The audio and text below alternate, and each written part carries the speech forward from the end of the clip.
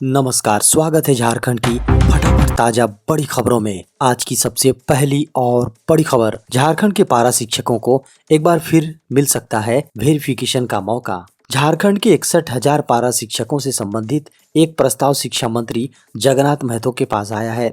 यह प्रस्ताव document verification और आकलन परीक्षा के आयोजन से जुड़ा हुआ है। आकलन परीक्षा में झारखंड के सभी 61,000 पारा शिक्षक शामिल हो सकें, इसके लिए कोशिश की जा रही है। पारा शिक्षकों के डॉक्यूमेंट वेरिफिकेशन की प्रक्रिया पूरी नहीं हो सकी है, इसके लिए 15 दिनों का समय और मांगा गया है। समय मिलने के बाद फिर से आकलन परीक्षा का आवेदन लिया जाएगा। झारखंड में 5 जनवरी तक छाए रहेंगे आंशिक बादल। झारखंड में 5 जनवरी तक आंशिक तौर पर आसमान में बादल छाए रहेंगे। इस दौरान सुबह में कोहरे या धुंध का भी लोगों को सामना करना पड़ेगा। हालांकि दिन में मौसम शुष्क रहेगा।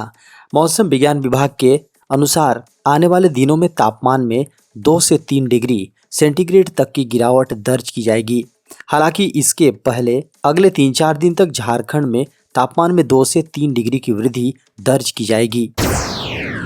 मुख्यमंत्री हेमंत सोरेन ने दी झारखंड के लोगों को नववर्ष 2023 की बधाई। मुख्यमंत्री हेमंत सोरेन ने नववर्ष के मौके पर झारखंड के लोगों को बधाई दी हैं। उन्होंने कहा है कि नया साल आप सभी के जीवन में खुशियां लाएं, सभी स्वस्थ, सुखी और समृद्ध हों। यह वर्ष हम सभी को झारखंड के अमर वीर शहीदों के सोना झारखंड के सपने को साकार करने की शक्ति दे। मनरेगा मजदूरों की मौत पर आश्रितों को मिलेगा मुआवजा। मनरेगा जॉब कार्डधारी मजदूर अगर जॉब कार्ड बनाकर मनरेगा के तहत कार्य नहीं करते हैं तो उन्हें कार्य करने की ज़रूरत है। वर्ष में कम से कम मनरेगा जॉब कार्डधारियों को 15 दिन कार्य करने की ज़रूरत है। यदि वे 15 दिन भी कार्य करते हों और जॉब कार्ड में एंट्री कराते हों, तब दुर्घटना में या फिर नॉर्मल मौत होने पर उनके आश्रितों को मुआवजा दिया जाएगा। दुर्घटना में मौत होने पर मनरेगा मजदूरों के आश्रितों को 2 लाख रुपए और नॉर्मल मौत होने पर 1 लाख रुपए आश्रितों को मुआवजा मिलेगा। झारखंड के इन 7 जिलों में जनवरी से शुरू हो जाएगा RT-PCR टेस्ट। झारखंड में कोरोना के संभावित खतरे को देखते हुए राज्य सरकार की तैयारियां अब भी जारी हैं। लगभग हर जिले के सदर हॉस्पिटल को सक्रिय किया जा रहा है। जिन जिला में जांच सेंटर की संख्या कम थी या जांच सेंटर नहीं थे, वहां भी केंद्र खोले जा रहे हैं। इसी क्रम में झारखंड के 12 जिले में तैयार RT-PCR लैब 7 जनवरी से सक्रिय हो जाएंगे। इसके बाद से इन जिले के लोगों को RT-PCR टेस्ट के लिए किसी दूसरे जिले पर निर्भर नहीं रहना होगा। सेंटर एक्टिव करने की तैयारियां अपने अंतिम चरण में है। झारखंड के 544 पुलिस कर्मियों को इलाज के लिए मिले 1,39,00,000 रुपए। झारखंड पुलिस के जवानों को शुगर का इलाज या किडनी ट्रांसप्लांट कराने के लिए परेशान नहीं होना पड़ेगा, क्योंकि इसके लिए झारखंड पुलिस सहाय एवं कल्याण कोष से ऐसे पुलिस कर्मियों के लिए राहत राशि मंजूर की गई है, जिन्होंने पुलिस मुख्यालय में आवेदन दिया था।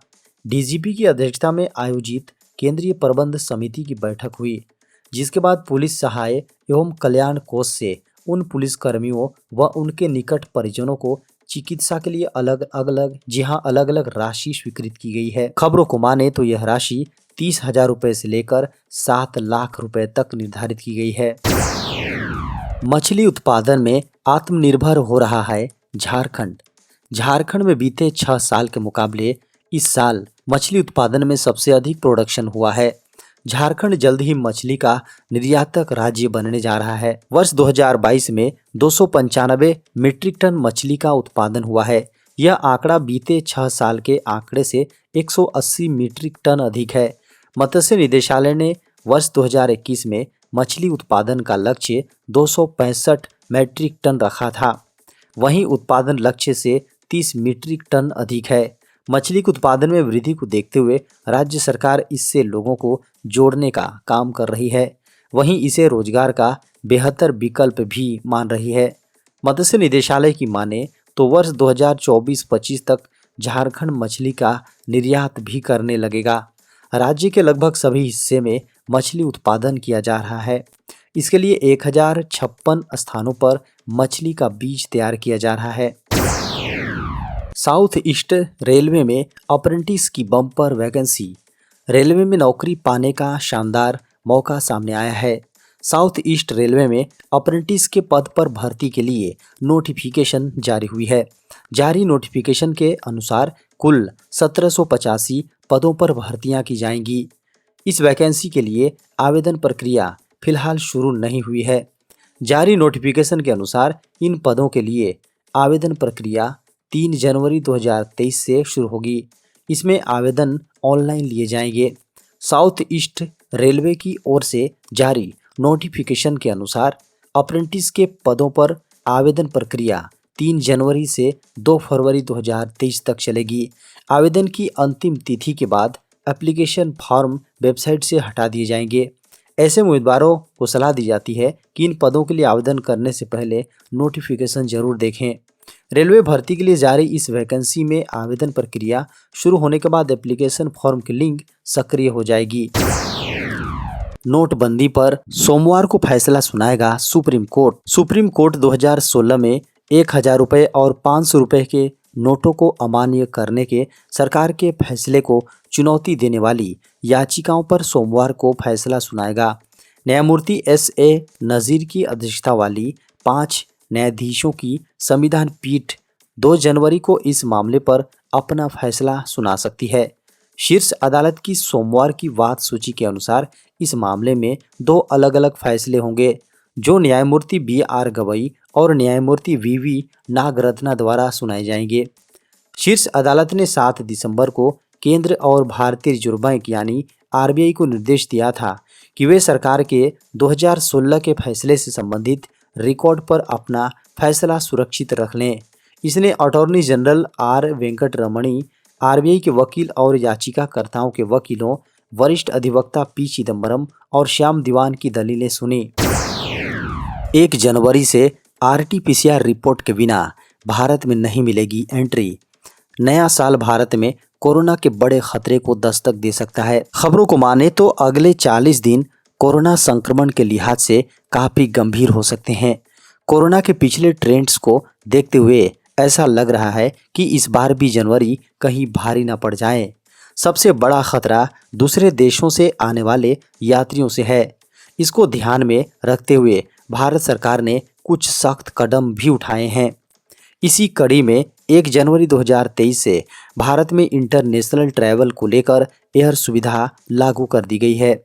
चीन समेत 6 देशों से आने वाले यात्रियों के लिए RT-PCR टेस्ट अनिवार्य हो गया है, यानी उन्हें यात्रा करने से पहले अपनी नेगेटिव रिपोर्ट एयर सुविधा पोर्टल पर अपलोड करनी होगी। ऐसा नहीं करने वालों को भारत में एंट्री नहीं दी जाएगी। सरकार ने जिन देशों के यात्रियों के लिए RT-PCR अनिवार्य किया है, उनमें चीन, Hong Kong, Japan, south Korea, Singapore और थाईलैंड शामिल हैं। देश में फिर बढ़े कोरोना के मामले। भारत में कोरोना संक्रमण के 265 नए मामले सामने आए, जिससे कुल संख्या बढ़कर 4.46 करोड़ हो गई। एक्टिव मामलों में 2706 की गिरावट देखी गई है। मंत्रालय द्वारा सुबह 8 बजे अपडेट किए गए आंकड़ों के अनुसार अब तक मरने वालों की संख्या 3 मौतों के साथ 5,30,705 हो गई है। केरल में 2 और कर्नाटक में 1 मौत की सूचना दी गई है। मंत्रालय ने कहा कि कोरोना का डेली पॉजिटिविटी दर 0.17% दर्ज किया गया है, जबकि वीकली पॉजिटिविटी दर 0.15% आंका गया है। मंत्रालय ने कहा कि पिछले 24 घंटे में कोविड का पता लगाने के लिए 1,57,671 टेस्ट किए गए हैं। स्वास्थ्य मंत्रालय की वेबसाइट के अनुसार सक्रिय मामलों में कुल संक्रमणों का 0.01% शामिल है, जबकि राष्ट्रीय रिकवरी दर बढ़कर 98.80% हो गया है।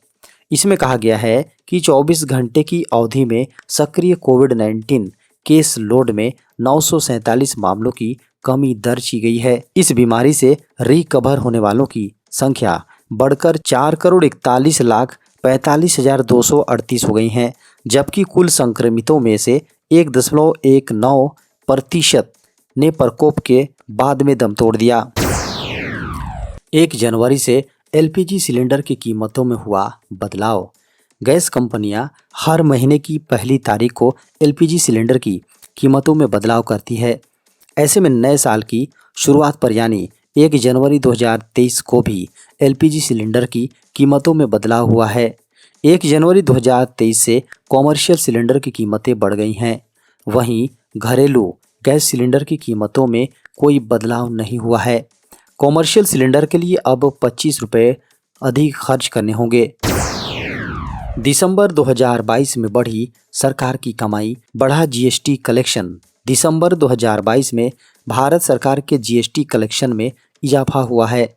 वित्त मंत्रालय द्वारा जारी आंकड़ों के अनुसार पिछले महीने सरकार का जीएसटी कलेक्शन 1.49 लाख करोड़ रुपए रहा। यह आंकड़ा पिछले साल की समान अवधि की तुलना में 15% अधिक है। नवंबर में टैक्स कैलकुलेशन लगभग 1.146 लाख करोड़ रुपए था, जो एक साल पहले की अवधि में 11% अधिक था। बता दें कि अप्रैल में कलेक्शन ने लगभग 1.68 लाख करोड़ रुपए के रिकॉर्ड हाई लेवल को छू लिया था। दूसरा सबसे अधिक कलेक्शन अक्टूबर में 1.52 लाख करोड़ रुपए रहा।